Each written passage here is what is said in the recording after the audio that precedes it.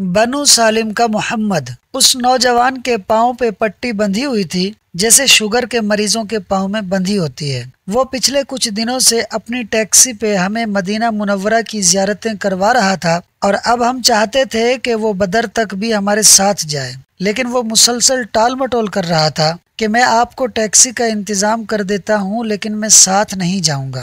آج جب وہ ہمیں مسجد نبوی کے دروازے پہ ڈراپ کرنے لگا تو میں نے اپنے ترکش کا آخری تیر آزمانے کا فیصلہ کیا۔ میں نے کہا، دیکھ محمد، میں تجھے منہ مانگے دام دوں گا، تو ہمیں بدر تک لے چل۔ وہ ہلکے سے مسکرایا اور میرا ہاتھ جس سے میں اس کے پاؤں کی پٹی کرتا تھا اپنے ہاتھ میں لیا اور بولا، ہم بنو سالم کے لوگ مدینہ سے باہر نہیں جاتے۔ میرا باپ، دادا اور اس کا باپ کبھی مدینہ سے باہر نہیں گئے۔ ہمیں اپنے بڑوں کا حکم ہے کہ ہم تو اپنے نبی کے انصار ہیں، ہمارا مدینہ سے باہر کیا کام؟ ہماری ڈیوٹی ہے کہ ہم اپنے نبی کے غلاموں کی خدمت کریں، جو کہ ہم 1400 سال سے کرتے چلے آ رہے ہیں۔ تم ناراض نہ ہونا دکتور، ہمیں مدینہ سے باہر جانے کی اجازت نہیں ہے۔ وہ آہستہ قدموں سے چلتا مسجد نبوی میں داخل ہو گیا۔ میں نے کہا، اے رب میرے، تو نے اگر مجھے بنو سالم میں پیدا کیا ہوتا تو میں بھی اپنے نبی کے انصار میں شامل ہوتا۔ کاش ایسے ہوتا۔ اللہ پاک ہمیں آخری نبی حضرت محمد صلی اللہ علیہ وسلم کی محبت عطا فرمائے، آمین۔